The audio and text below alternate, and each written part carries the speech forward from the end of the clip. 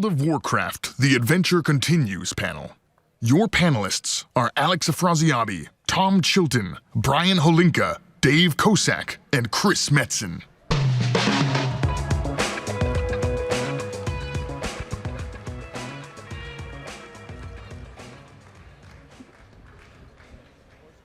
Hello, hello, hello, BlizzCon.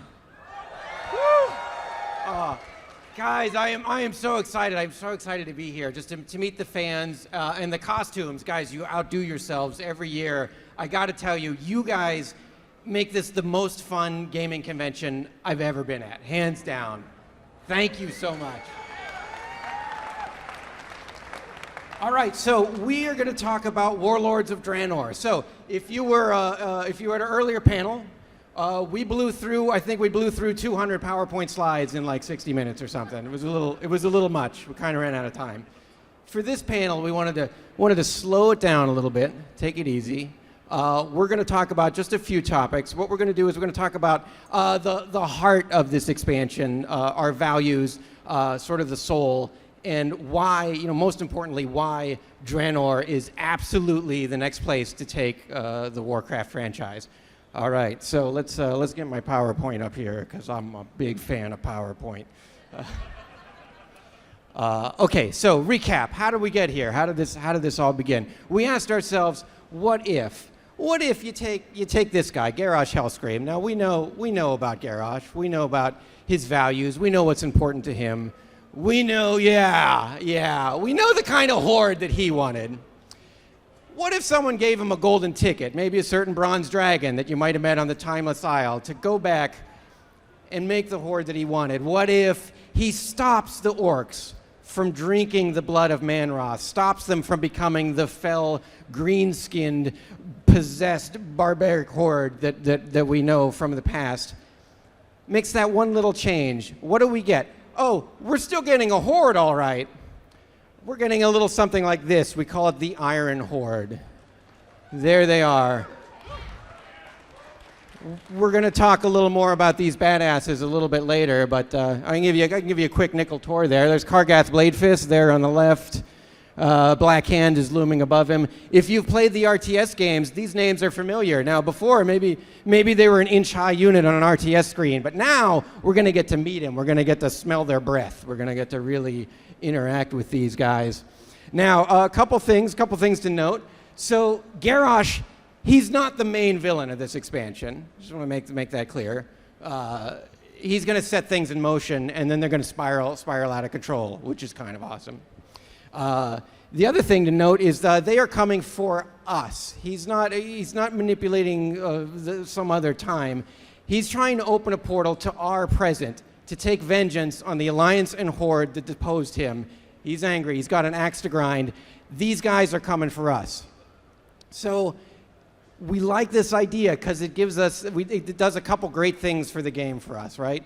First of all, this kind of threat, these badasses coming through a portal to eat our faces and eat the faces of our unborn children, this is exactly the kind of threat that Warcraft is all about. This gets our franchise back home. This is what Warcraft is all about.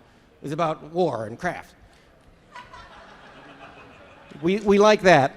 The other thing we really like about this is it gets us here. It gets us to Draenor, and we're going to spend some time talking about Draenor and why this is such an amazing world. But first, what did I miss? What else do we want to talk about these guys before I move on? Boom! All right, I'm going to keep going. Draenor. What do we love about Draenor? So this is a place steeped in Warcraft lore. It's the home world of the orcs. And if you play Draenei, you know that the Draenei kind of adopted this as a home world. They lived here for a couple hundred years. This is an amazing place. It is just a place of mythic scale, mythic scope. It is a savage world. It's a primal world. It's untamed. As Chris said at the other panel, it's not like the Seven Kingdoms where there's all these kingdoms after kingdoms that have built over time.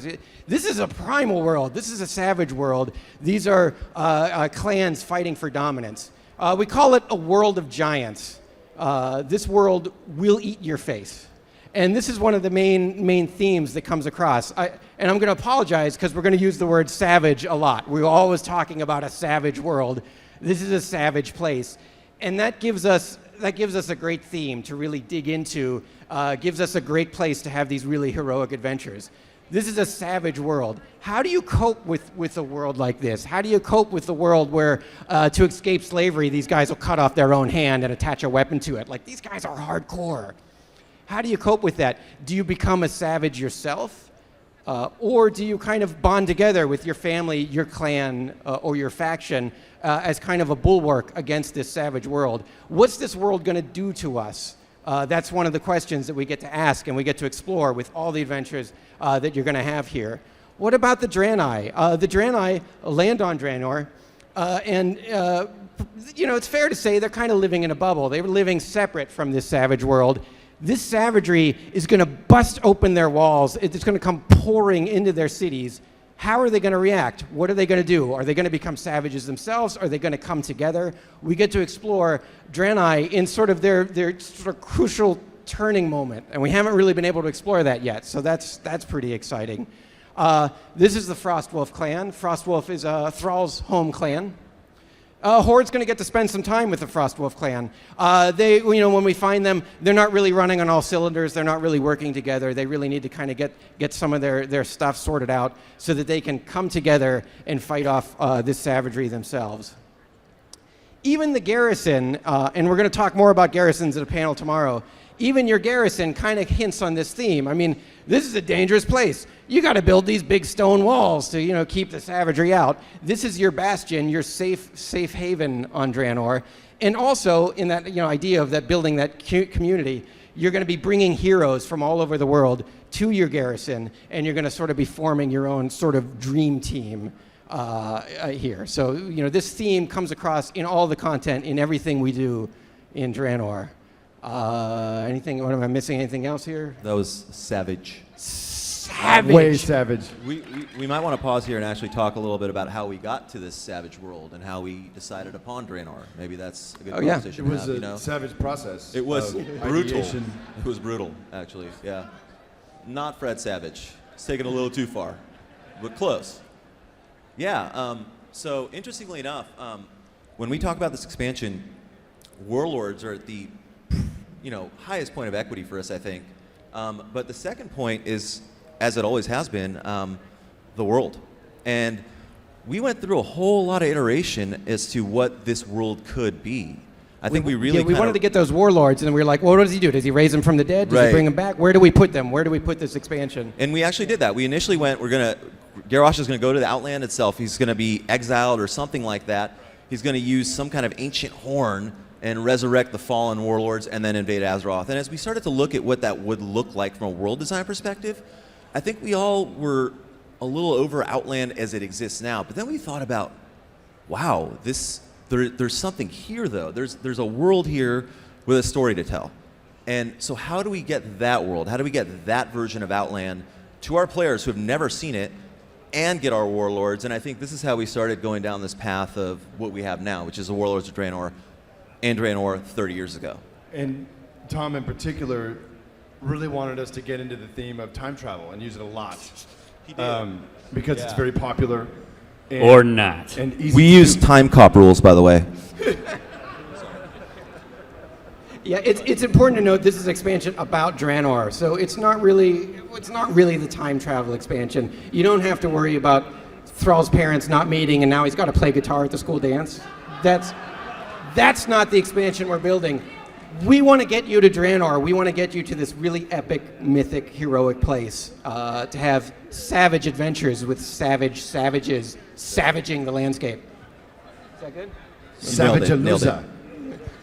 Actually, on that point, just to get out ahead of it, like with the time thing, I mean, we've got a number of stories kind of set in the past, War of the Ancients and things like that, and there have been issues over time where there's little potholes or little breaks in the line. As that factored into this expansion set and really chasing this story, we certainly thought a lot about that. The time travel stuff's it could be pretty rough, just as writers and making, editorially making sure everything lines up and everything's hip. Sometimes, things don't go to plan. So with this one, we just want to say very clearly that yes, at some point, oh my God, some point soon, Garrosh will go back in the past, but the point at which he arrives, which is slightly before the events of Rise of the Horde. You can stop now. Oh, I lost my train of thought. See how complicated Sorry. it is? But at the point at which he arrives, it's all normal kind of continuity to that point, and the point at which he arrives, effectively, it's like it's its own game. Our world's fine. History's fine. The threat ultimately is it maybe makes like a quantum. I'm not going to go there. You told me to stop, I'll stop. Fine.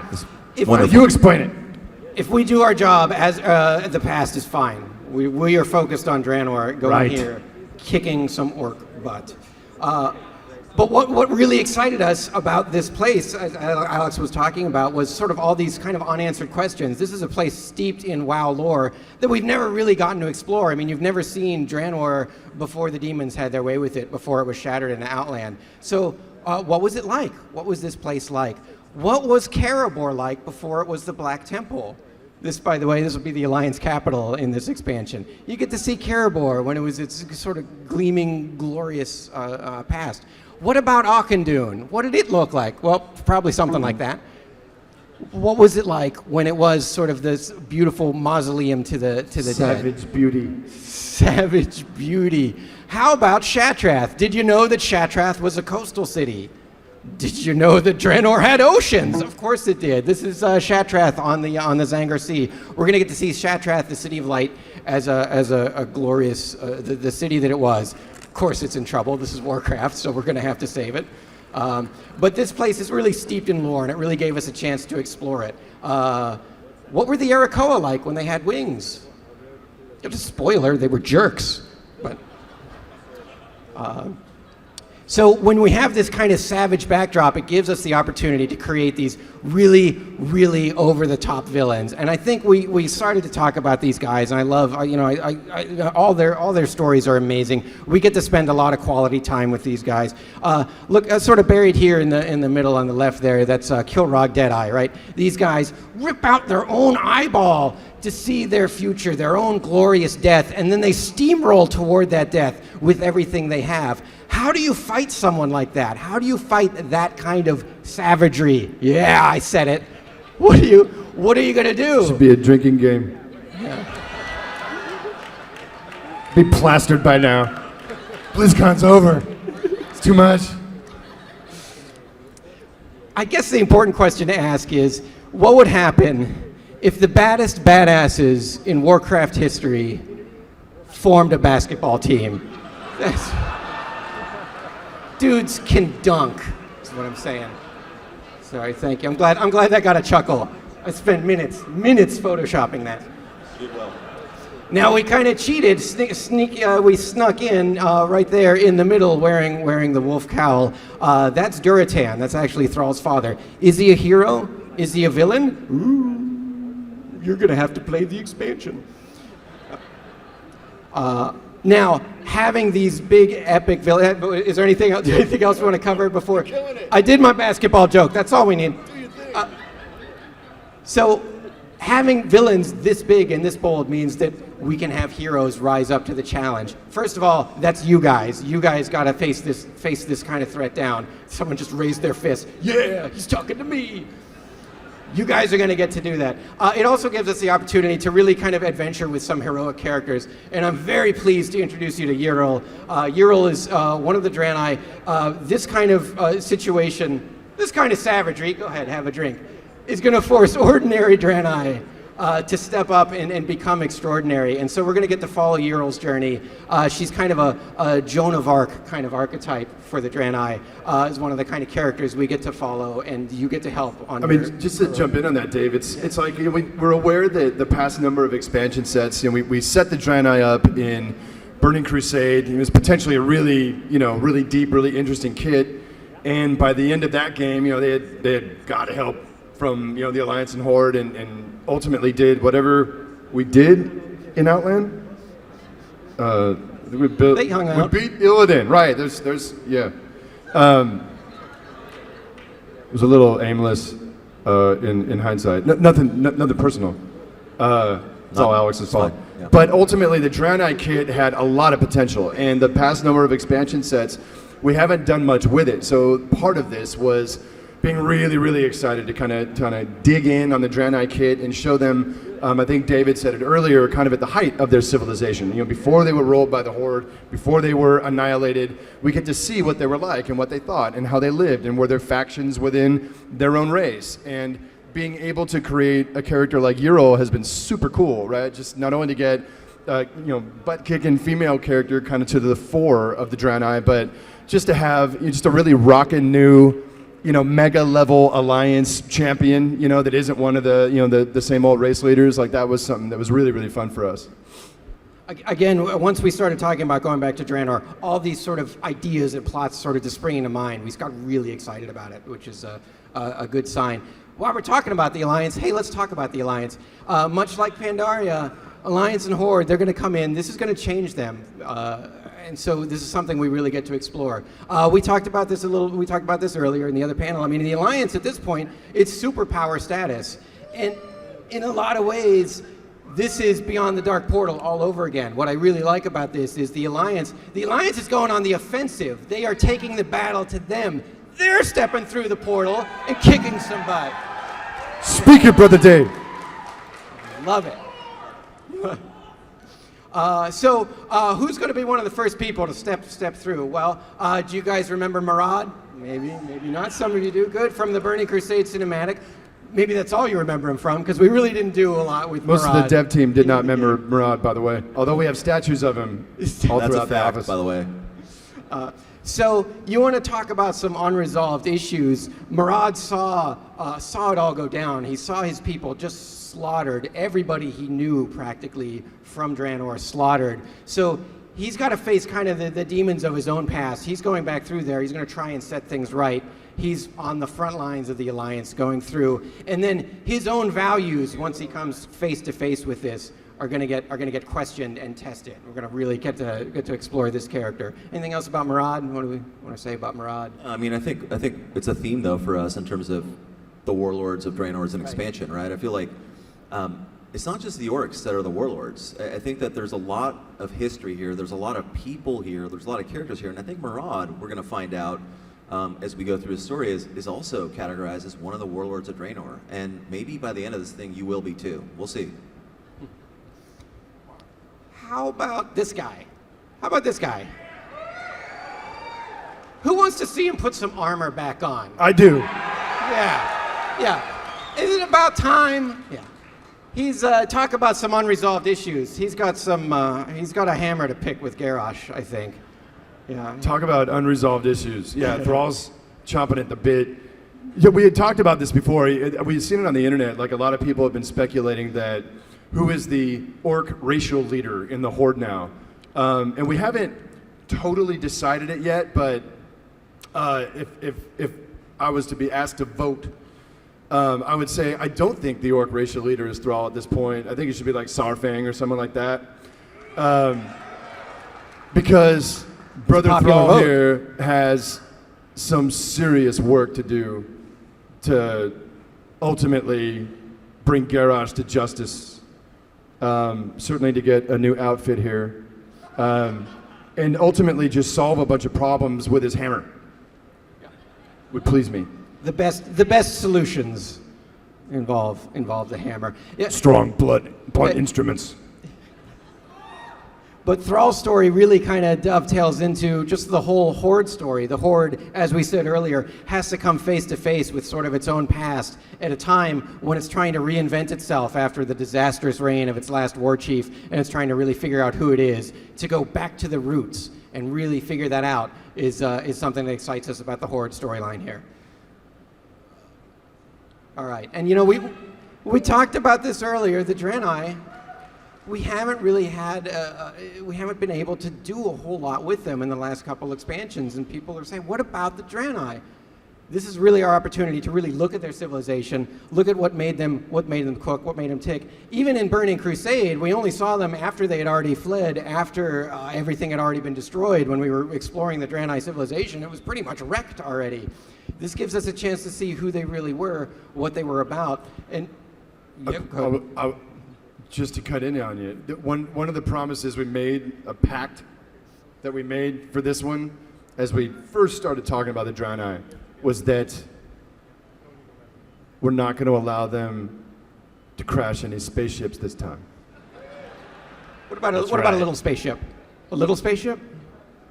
No? Okay, all right. No crash Draenor spaceships. No spaceships. It's very important.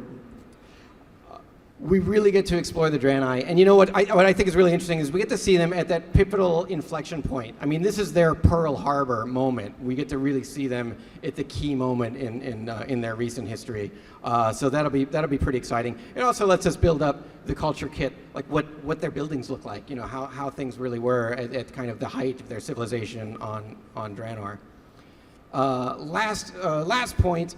And this is more of a gameplay value, really, than necessarily a story value. But we're excited building this world. We're excited building Draenor. And something that we'll talk about tomorrow in the Raids, Quest, and More panel is that we really want you to get out there and explore this world. We've loaded it with all these kind of cool nooks and crannies and these little hidden caves. And we want to load those hidden caves up with treasures and events and spontaneous things happening around you while you're questing. A little more like the Timeless Isle. If you play the Timeless Isle on Pandaria, there's a lot of stuff going on. There's a lot of rare bosses. There's a lot of stuff that just happens that's bringing people together all the time. Let me give you an example of that. This is kind of not the greatest screenshot, but it illustrates a point. While you're in Frostfire, which is playable here at the convention, if we would ever stop talking, we'd let you play the game. It's playable here at the convention. While you're running around the world, you'll see the Iron Horde here. They got snowed in. This is their caravan. These dudes with shovels are trying to dig it out while their war chief is yelling at them. You can just sort of stumble on this while you're playing. In the back of that cart, there's a treasure chest. If you can kill these guys, if you can kill the cleft hoof that's pulling it, then you can loot the treasure chest. There's not a quest to go there and do that. It's just something you find in the world. It's just an example of the kind of things that'll be around the world. So we really want you to just dive into Draenor and just explore and find things and discover things as you play and just make it a more dynamic, living world. And that's something we'll talk about more tomorrow. So I'm gonna wrap it up. I'm gonna bring it home. This screenshot to me says so much about Draenor, and I love it. And you might have seen it at the earlier panel. You might not have gotten the scale of it. Sort of near the neck of the giant there. That's a tower.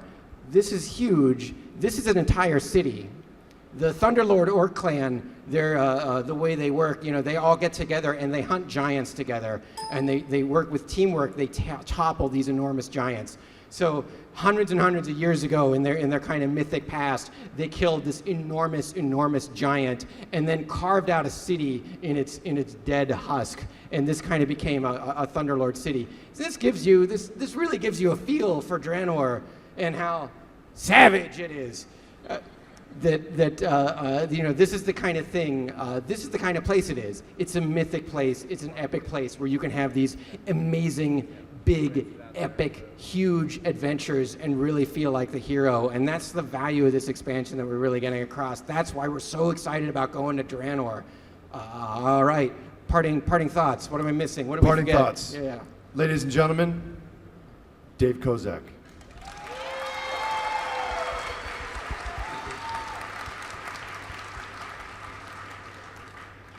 Do you want to go right to the Q&A? We good? We get it? Did we nail it? We have 35 minutes to get our heads kicked in with brutal questions. Okay. They're passing out red shirts somewhere over there. I saw him the other night. He's ready to go. He's got one. We're fine. It's fine. This is for Mr. Metzen.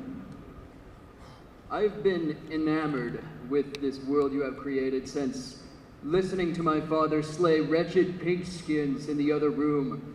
And I would be honored if you would sign my Warcraft 2 manual. Totally. Let's do that after the Q&A, though, dude. Come down here, and I'll take care of that. Awesome. Hey guys, my question's for Chris. A couple of BlizzCons ago, someone had asked you to talk a little bit about the internal conflict Prince Kael'thas was dealing with during the events of the Burning Crusade, and you got really excited, and you said someone at Blizzard had written up like a 70-page treatment, and you were really excited, but you couldn't talk about it now. Could we get an update on that? Don't look at me.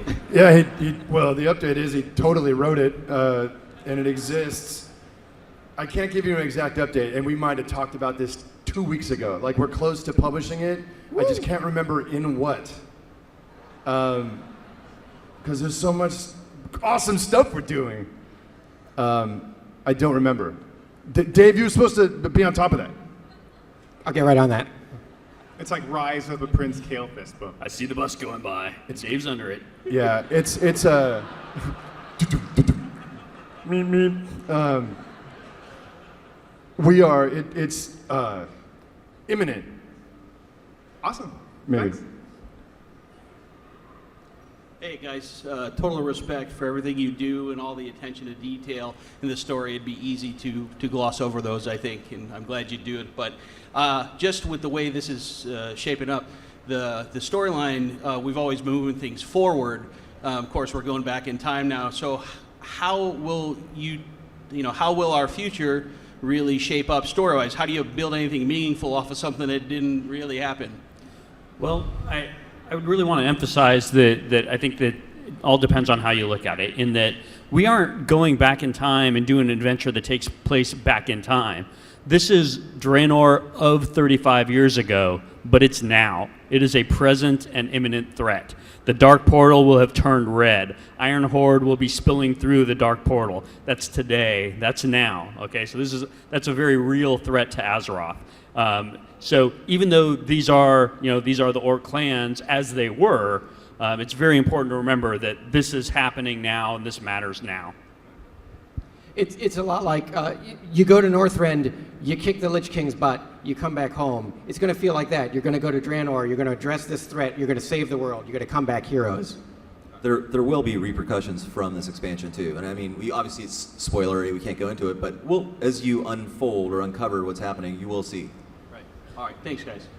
The events of this one definitely culminate and ultimately launch the next one, whatever that is. Hi guys. I have a question for you. If we're going, okay, you're talking about Draenor. We're supposed to be going back in time, but we're not going back in time, right? Correct. So Outland never happened? Still out there. Still out there. Okay.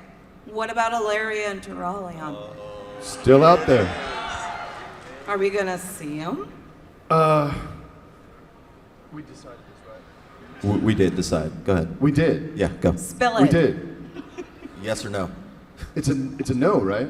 Yes, it's a totally no. It's a no. No. It It's a wasn't a no. guess. We're not going to see them. Yeah. Listen. bad man. You ready? Ready for the magic word? Yet. We have plans for them. Yet. Okay. But do you know who's coming through with us? Khadgar is going to come with us. He's going to be working with us. Awesome. It's a lot of people that you're going to be working with. Yeah, baby! The lighting's like perfect. It's just It's like a spotlight. Okay, my question is not so much about Warlords of Draenor, but one thing I've kind of wondered about, especially since Pandaria came out. The southernmost points of the eastern kingdoms, Kalimdor and Pandaria, are all either jungle or desert, which almost suggests we're at the equator. So does that mean there's a whole southern hemisphere of Azeroth left to explore in the future?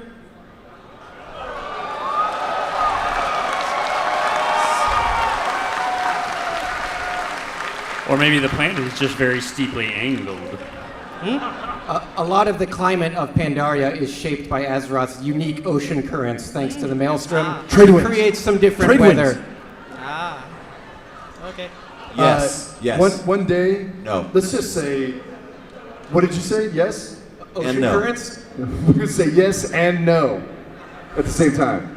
No, it's a very astute observation. It's crazy. Actually, we actually have argued about this in the studio, and it's boy, we went back and forth because it does look like it's all temperate, kind of down there.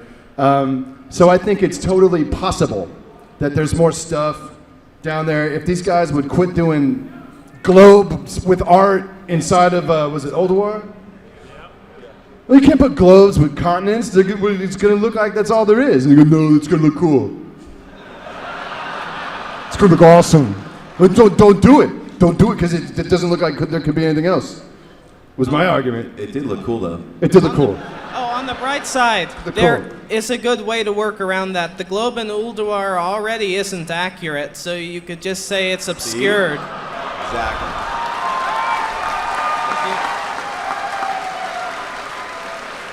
Fair enough. What did the Titans know anyway? What did they know, really? But it's a good observation. Yeah, there is potentially, yes, more stuff a little, south of the border. Thank you. Thank you. Ladies and gentlemen, Red Shirt Guy. And we're all right. We made it. Relatively Dude, ask unscathed. away, baby. What have you got? All right, so Tome of Divinity, found by Uther in the Dead Mines. He goes to recover it, but it specifically mentions paladins in it before there are paladins in Azeroth.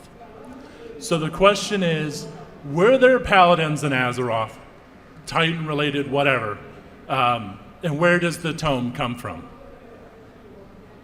Dave?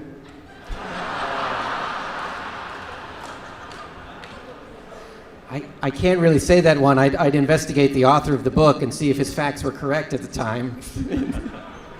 I don't know. What was it from? Was it from? It was in the Dead Mines, right? Right. The tome of. Yeah, somehow the ogres get a handle on it. Lothar goes to recover it for Northshire Abbey, and Was this in the War One manual? yes, and it was a mission in the original Warcraft. Oh, that's right. Well, I didn't work on the original Warcraft, so. We'll look it up, man. Like none of us have an answer. Will for we that. see Paladin lore in this expansion then? That's a good question. Thank you. Yeah. Yes. No, the yes is not a yes. The yes is a right on. No, we have not. We will Actually, you know totally what? do Paladin lore. Why don't you just answer from now Yes. on? Because Yes. he knows. Actually, we have talked about, yes, there will be Paladin lore in this expansion. Yes. Lots of it. But not from Northshire Abbey. I just want to preface this by saying that I had the Chris Metzen Twitter account for a long time before it was taken away. What was it called? Cool Chris Metzen now. That was I originally had access, but I got a terms of service violation and had that taken away. That's right, baby. No, it's true. So my actual question is Garrosh in this expansion was kind of a to me personally it was a little bit of a letdown because some of his characterization as far as like the legacy of Grom wasn't really addressed. There was some things where like Grom had made a mistake where he had corrupted the entire race, and then we have a scene where Garrosh takes the heart of Yersaj, corrupts himself, goes down basically the same path and never acknowledges it. I was just wondering if you guys were going to address that in the next expansion. Yeah. I think. Yes, we are going to. Yes, times two. And times two. And I feel like we may have pushed Garrosh a little too far in one direction. My fault. But I think we are going to, I don't want to say we're going to redeem him. We're not going to redeem him. But I think we will provide for a satisfying ending for you and him. Well, thank you personally for a satisfying ending, I hope. It was just, there was like 2 mentions in the entire expansion, neither of which were from Garrosh about Grom. That's just what my question is about. So. Yeah, I mean, at the end of the day, what we're talking about is whether his path had a lot of continuity with his daddy's path, for sure. And oh hell, it ain't over yet. But what you're totally looking at there is that this dude has crazy daddy issues. Yeah. Right? No, this little boy growing up in Garadar. I was just hoping that would be like some major. I just don't. Garrosh he's not going to talk about it. He's not going to talk to us about it, right? But like. Yeah, he's got some serious issues, and ultimately, I mean, when you really look at this idea, he's working some stuff out. He's literally going back, like, yeah, it's foreground, you know. Yeah, I've said too much. You haven't said too much, but there's a lot of Garrosh explanation that's going to happen in this expansion. For the better, I think, though. So hopefully it'll shed some light on him. Yeah. Well, thank you for answering my question, and I'm just still a little bit upset about the Twitter incident, but I'll get over it. How dare you make me look funny on Twitter? Oh, the new dwarf model is here. I actually have a question about the demons in this next expansion. Since you say the timeline is going to take place before the Rise of the Horde, how are demons connected with the expansion with Medan, still corrupted? Is he still contacting Gul'dan? Yeah, one thing I forgot to point out on the image. I mean, you'll notice that Gul'dan has green skin on the image. He drank the Kool-Aid. He's bought in. And in this sort of configuration of events, he's kind of the outcast. So that tension between Gul'dan and the orcs is something we really get to explore. Right, it's definitely part of the core storyline. Actually, we should have called that out. Gul'dan at this point has already, kind of taken the power, and then he offers it ultimately, as it goes to Grom and the rest, and things go a very, very different way. So imagine, up to the point where they kind of don't drink. All of Gul'dan's plans, the rise of the Shadow Council, the beginnings of constructing the Dark Portal itself, a lot of that has already kind of begun to occur. It's just at the point where the literal corruption came for all of them, they stand up and say, no, we're going another way. So Gul'dan definitely plays a major role in the storyline. And he's not entirely pleased that his plans did not pan out. Okay. Nor is Kill Jaden. Oh, that too. Thank you, gentlemen, for everything you've done. That was a good question. That was a good one.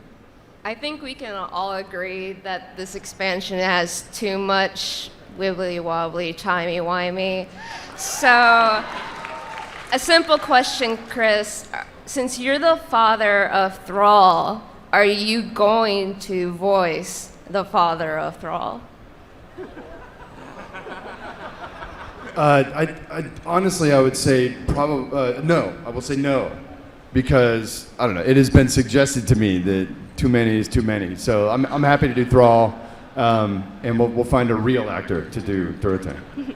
Thank you. Now, gentlemen, sorry.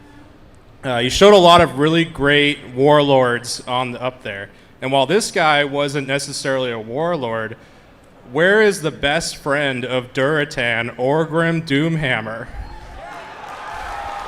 You'll see him. You'll have a Yeah. In Gorgrond. He's in there. intimately. Excellent. No, not really. It's just Orgrim's. He's not one of the chiefs. Obviously, oh boy, yeah. In this continuity, he's Black Hand's second in command. So he's definitely involved. He's got a bitchin' storyline where you kind of engage with him and kind of feel him out. But yeah, he's definitely not one of the chiefs. So he didn't make the picture. All right.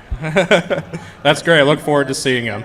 Yeah, Durotan really feels betrayed by him, and we're going to explore that friendship and see what happens there. It's a big plot point. So thank you for asking the question. That was a good one.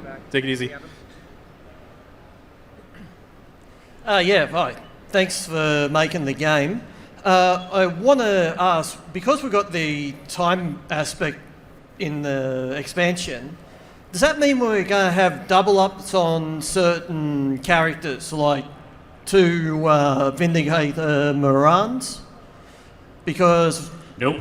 No. Oh! And it's because we're clever. Awesome. Again, we really want the emphasis to be on Draenor, and so we can decide what kind of story we want to tell, and we're not really telling the time travel story. We're not really telling the paradox story. We're telling a story about going to this world and kicking butt. Hi. So we did a lot of going over all the leaders for the various factions, like Lothamar, why he's still with the Horde, or Tyrande, and so on. What did the Pandaren leaders actually add to their factions? Like, why is G still in Orgrimmar when we're sieging it, and so on? Yeah, it's always a question of space. You know, we only have so much gameplay to explore the different stories of the different faction leaders, and I kind of regret that we didn't get to do more with G and Asa. We sort of hinted that things went pretty bad between G and the Horde, and you know, ultimately we got him out of there. Sorry, spoiler if you haven't gotten to that fight yet. Yeah, we really didn't get a chance to really drill more into their story, their relationship with the Horde. And now that there's a kind of a new Horde under Vol'jin, G can sort of step in and be the Pandaren representative for the Horde. And so, yeah, we didn't really have a lot of space to tell that story, which is a shame, but it's a good question. Hi, my question's about Gul'dan's posse, Cho'Gall, Terran Gorfiend. Are they with the Iron Horde, or are they still with Gul'dan? They're with Gul'dan. Oh. Yeah, and it's good of you to bring that up. It's actually going to be a pretty big part of the Gul'dan story, as okay. We'll get into Gorfiend, we'll get into Cho'Gall, we'll get into... Is he still alive in the old universe? He's actually known as Terran Gore. Oh, sorry. He's not Gorfiend yet, but we'll potentially see that. All right, thank you. That's a good question. This guy knew his stuff. He's did, ready. yeah, I He's like ready that. to go. Hi there. So my question was about how you said there are two timelines. Like Garrosh brings the Draenor from the past to the present. So the characters that like Garrosh and Thrall are related to, Grom and Thrall, are they going to learn something about their history or their past? Because it is a separate, you know, now that they brought it and you said it's got nothing to do with our world's history, you know, Garrosh didn't know his father, Thrall didn't really know his father that much in that, you know, that way. So how are they going to be impacted by seeing their family members that they never knew? So that's a really good question, and that is one of my favorite things about choosing to go in this direction is, yeah, Thrall didn't know his parents at all. He was an infant when he was kind of left, you know, or found, more to the point, by, was it Blackmore? Garrosh the same way, didn't really know his dad or whatever, and look at that, you know, look at that continuity. Like, this is just core throughout this whole thing. And even though the instances may be different, obviously both of these orcs are going back as grown men and engaging, you know, their parents really, almost like at this, as when they were young, you know, or in their prime. What a fascinating experiment, right? And it's all about that. Like, obviously these situations would never have naturally occurred, but there's so much for these guys to learn about their folks and about where they come from. Right? Even in those situations are totally different than anything that might have happened. The core of those people is still the same. You know, Durotan, Draka, you know, even Gromosh, right? Like, they're going to react true to character, you know. And I think these two orcs, you know, Garrosh and Thrall, are going to come away hugely affected by what they find. Maybe it may not match what they always thought. If I'm Thrall and I'm going back in time, is Durotan a really noble dude? Or was he noble because the situation demanded that he be noble? Because he didn't want his clan to get, you know, fell corrupted. So these are all the really interesting questions we ask as we dig into this lore, as we dig into the possible storylines. And I think for me, that's the root of it, right? Is the opportunity to really dig in there and change these guys and how they look at things. I'll be honest with you, from the Thrall storyline, you know, we attempted to do something during Cataclysm, which was, my friends will tell me, it was a little touchy-feely, and maybe it didn't work very well from MMORPG, right? Maybe the game doesn't have enough subtlety for where we tried to go with Thrall. You know, like an internal cataclysm. He's really losing his identity. He's really got a grip to figure out what he's about. And look at all the calamity that ensued. But I'll tell you what, Thrall going back to Frostfire and meeting his dad and meeting his family and, spoilers, his uncles, right, and a much larger tapestry of Frostwolves, and just seeing how badass they were, this is what he needs. This is the vacation Brother Thrall needed to pull it together and remember who he is. People, right? Thrall's what? Durotan and Grom, they're pretty much the same people. Yeah, their character's pretty much the same. You know what I mean? Everyone's going to be challenged. Everyone will be changed a little bit by these events. But yeah, we're going off the presumption that it's really the core of the character, even though the situations may be a little different. Thank you. Thanks. Hi guys, my question has to do with the wibbly wobbly timey wimey, as someone mentioned earlier. You said that this isn't going to affect our current timeline, but is there a chance of exploring alternate realities based on what we change in this expansion? Yes. All right, We sounds probably great. will do something like that. And it does, it affects our current timeline, but as Tom was saying, in the present, right? So these Iron Horde guys, they're going to come through, they're going to stomp on people in our Azeroth. We need to stop that from happening. But it definitely does give us that opportunity. Yeah, I think the clarification there is that this does affect our current timeline. What it does not affect is past history, right? History is not undone for our timeline. But certainly, there are Iron Horde orcs coming through this portal. All right, thank you so much. Thank you.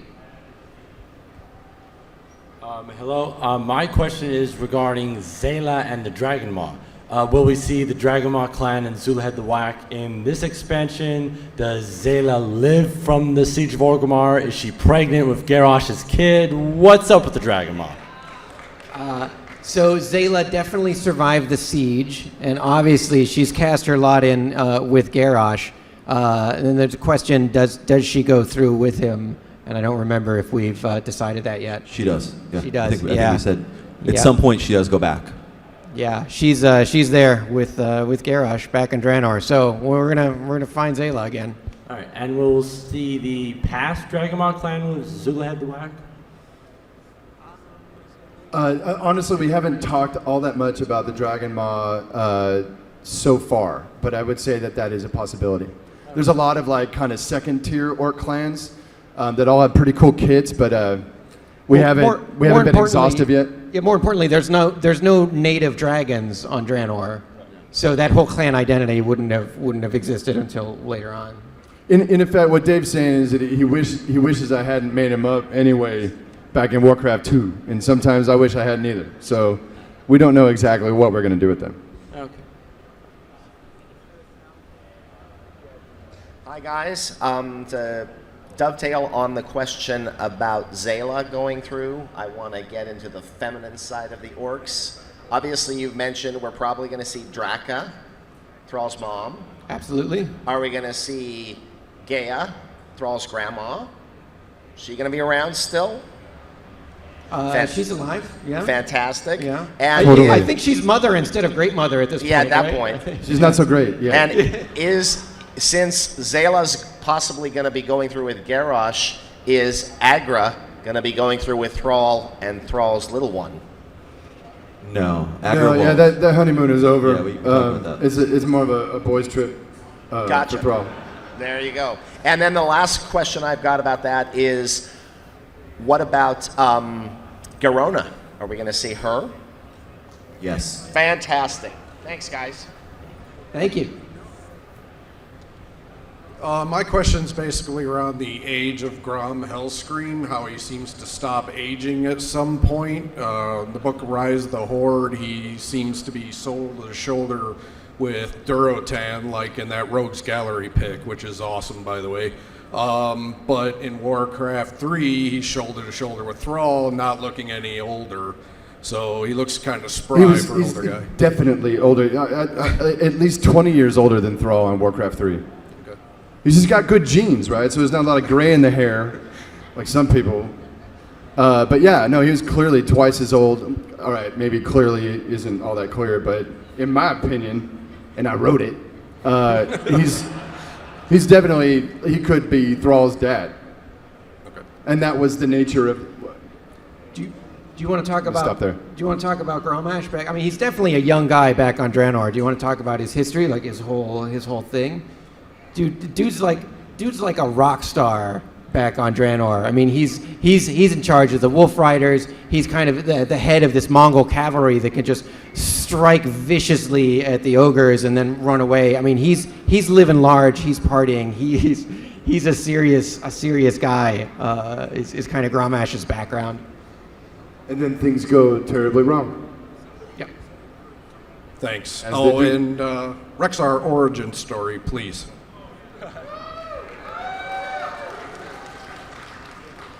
All right, guys. My first question is: you said that the timeline is before Rise of the Horde, but Durotan's dad dies during the book. So, well, Rise of the Horde encompasses a big chunk of the timeline. So, so let's be clear. Yeah. What we mean by that is before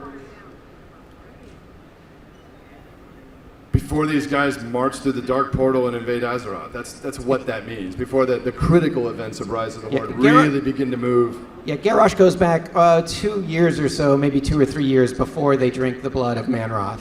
So he goes back, starts manipulating things, and then things will change from there. Okay, and my other thing is the Burning Legion going to show up? Yeah, well, Gul'dan's still on the telephone with him, so... Don't worry, I'm going to take care of it. Don't worry. Okay. Kill the hell screams. I got it. Calling the wolf. The wolf? Thank you. Good question. Yeah, I had a question about Sylvanas. She's clearly still resurrecting dead bodies, taking more land. Varian at the end of 5.4 says we have to get Gilneas back, but no one else seems to notice. And if we're going to be going to Draenor, are we going to be taking care of her? Is she going to become more of a spotlighted character? What's going on with her? Yes.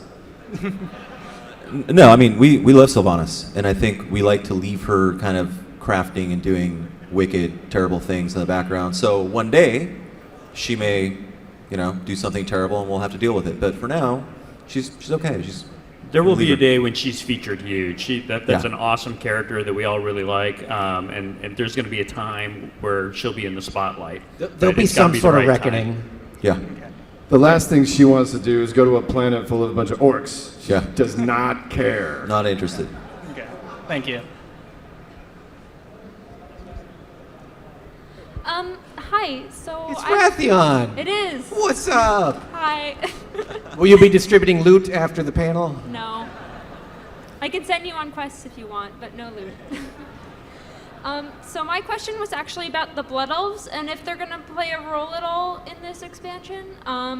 It might be kind of interesting to see them going back to a planet that they kind of killed before they killed it, and there's be a lot of feelings there for the Magisters and Kael'thas sympathizers. I would say to answer that question, or to address that question, it came up a little earlier. Should we drop it like it's hot, or tease? When the Paladin question got asked earlier, there may be a correlation with Blood Elf Paladins, a deeper understanding of where Paladins come from, how the light works, what Auchindoun is, and what the Draenei have really been up to on Draenor. How interesting that it's Blood Elves coming back around to kind of learn pretty big lessons about what it means to be a Paladin. After all the events of the Sunwell and the kind of redemption of Moru, I think that was the name of the oh Lord. Muru. Naru. Oh, Naru. I knew Yeah, it. the I knew name that. was it. But yeah, that whole. Yes, that's a theme that we're very interested in looking at. On that note, are you going to pull Silver Moon out of 2007 anytime soon? No. Rocking 2007 like it's 1996 or something. Judgmental. Thank you. Thank you. As an orc shaman will go into Draenor with the shamanism that was developed on Azeroth. Since we're dealing with the race of shamans who were not locked up into Azeroth, what kind of mega powerful shamanism that developed over 35 years on Draenor are we going to be seeing, and will it change our method of shamanism as well? You're going to see awesome stuff. You're going to see Drekthar. You're going to see that actually embodied in Drekthar. You're going to see him go blind from just messing with the elements, so to speak. But there are actually huge shamanistic elemental lines that we're going to play with in this expansion. There's going to be a lot that we tell, I think. Yeah. One thing we get to play with is the different orc clans kind of have some different ideas of shamanism. So there's some different flavors out there, and so you can kind of see how they're all sort of treating it a little differently than what we would think of as a modern shaman. So that'll be fun. It's like we're trying to deal with shamanism kind of in a different way. Obviously, the class is the class, and your abilities are your abilities, but we're trying to paint these cultures in a way that's kind of maximum different from Azeroth, but not broken. So like the guy said, we're trying to paint shamanism in a kind of a different way. It's still innately elemental, but we want to kind of mythologize it too. Like Drekthar going off and speaking to the west wind. As opposed to it's always like these elemental creatures. We want to kind of mythologize it a bit more and kind of have a little more reverence for shamanism as the core, system of this world. Well, try to play with it a little bit. If it would alter how we cast our spells and how they look like it, well, Warlock's got the Green Fire quest line.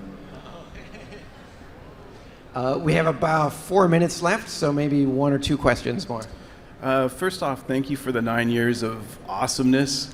So Is thank that you the very craziest much. thing? My question is this: in light of the Alliance high point, if you will, what can you expound upon the Horde addressing their issues and difficulties of rebuilding a little bit? I think it's a really good question. It's a little hard to answer. There are no direct anything. It's just like the adventure's coming and we're planning to do a lot with the Horde. I don't know how to answer it overarchingly, but I think what we've seen recently is a battle between ideologies. The Iron Horde, even though it's not felled out in green, is every bit as ruthless and dangerous and hateful as the original Horde from the first few games. Towards the modern times, Thrall built a very different kind of Horde, right? Where there is equality, where there is no, there's no, evident kind of racism. Everybody gets to come in. It's almost this, coalition for mutual survival. All these cast out races, right? They didn't have any fast friends, they didn't have anywhere to go. So the Horde just kind of took them all in. And Thrall kind of held it all together because that's just the way he sees the world. And so I think the ideological conflict was with Garrosh. To Garrosh, who grew up in Garadar, like with stories of his dad and Kargath and Kilrog and all these rock stars, it's like the Horde is not about trolls and are you kidding me with these elves? It's about orcs. It's about the orcish ideal. And Garrosh could never resolve that. I think when he met Thrall in Nagron, all those years ago, and I love that quest line. I think he was like, yeah, take me with you. Totally, you're such an epic orc. But the more he saw when he got to Azeroth, the campaign in the far north, like everything he had been through, I think it just deepened this confusion in him. They're like, this can't possibly be right. Democracy? Really? So I think at this time, under Vol'jin, and especially throughout the events of this next expansion set, I think the Horde's thinking a lot about what are we about? Who are we? There's a troll as a war chief for the first time. I love that. Almost love the idea. It'd be very difficult in gameplay or whatever. It'd just be too gnarly to do. But I love the idea. Like every couple years, like someone else gets a shot. Imagine a blood elf as war chief. I love that. It's just so weird, right? But I think the Horde is in that transition state where they're trying to figure it out again. Was Thrall's way right? Do we need to adjust it? Should we triple down on it? And we're kind of in the space of exploring every part of that. And I think it's a good turn for the Horde. I think there's, like we said in the intro today, I think it's this total opportunity to kind of rebirth what it's always about. It's always going to be a little Wolverine, right? It's all, Horde's always going to be tough and badass and just kind of that chaotic, neutral, scrapper kind of thing. But I think it's in this place of kind of spiritual transformation, and I think that could be very powerful in the lore in years to come. Thank you very much. I've seen my little timer here starting to blink, so I think we're out of time for questions. But everybody, thank you so much for coming to the panel. It was a lot of fun. Thank you. We'll be around. Thanks, guys. Ask us questions. We'll be around. Thank you very much. Thank you, BlizzCon. The World of Warcraft, The Adventure Continues panel. Up next, the Art of World of Warcraft panel.